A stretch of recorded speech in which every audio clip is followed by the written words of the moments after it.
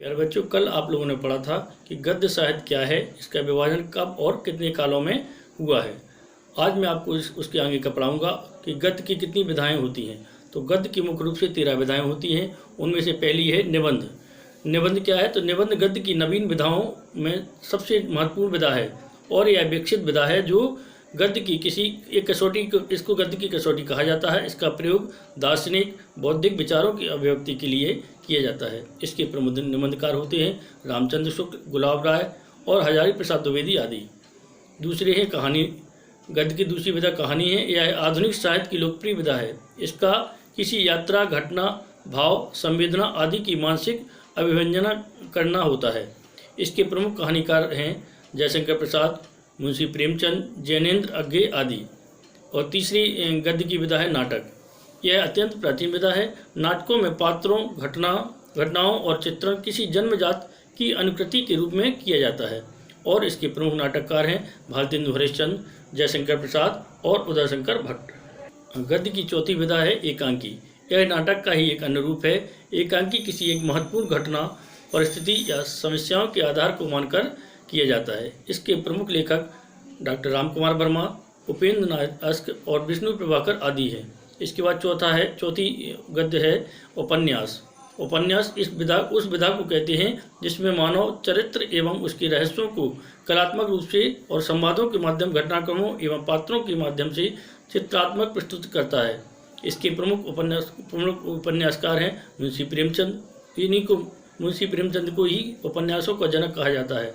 दूसरे हैं जयशंकर प्रसाद और पांडे बिपिन शर्मा, उग्र आदि।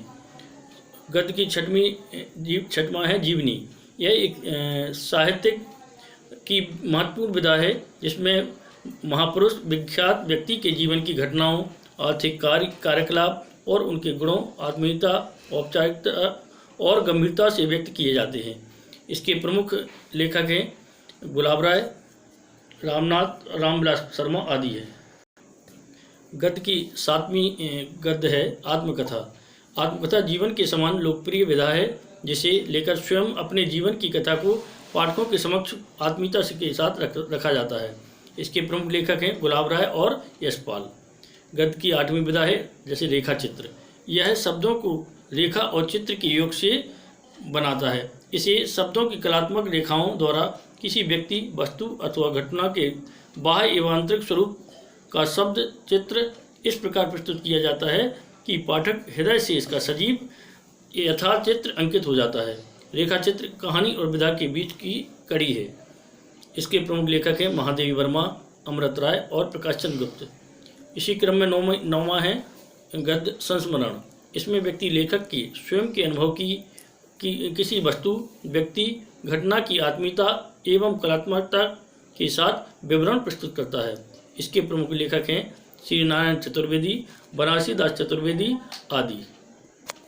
गद्य की 10वीं विधा है यात्रा साहित्य।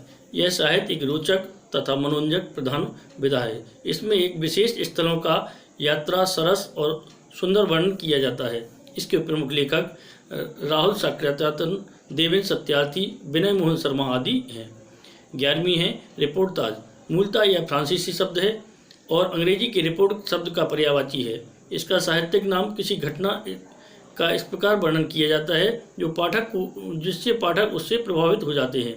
इसके प्रमुख लेखक विष्णु प्रभाकर, प्रकाश चंद्र गुप्त और प्रभाकर माचवी आदि हैं। गद्य की 12वीं विधा है पत्र साहित्य।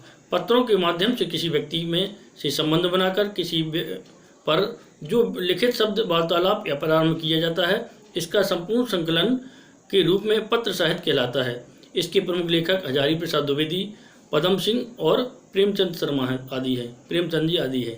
और आखिरी गद्य की विधा है गद्य काव्य। गद्य काव्य गद्य और काव्य के बीच की विधा है।